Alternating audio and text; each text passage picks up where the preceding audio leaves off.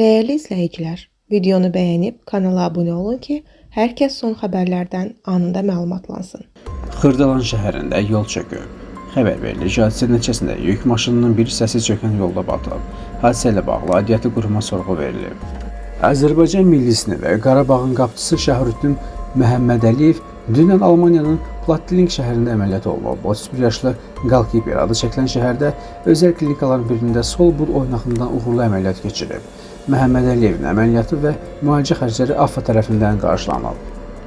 Müğənni Zamiq Hüseynov bayram ərəfəsində qayğıya möhtac uşaqlarla bir araya gəlib. Xəbər verilir ki, sənətçi internat tipli ümumi təhsil məktəbində təhsil alan uşaqların istəyi ilə onların görüşünə gedib. Sevilən mahnılarını səsləndirən Zamiq uşaqlarla birlikdə əyləncəli zaman keçirib.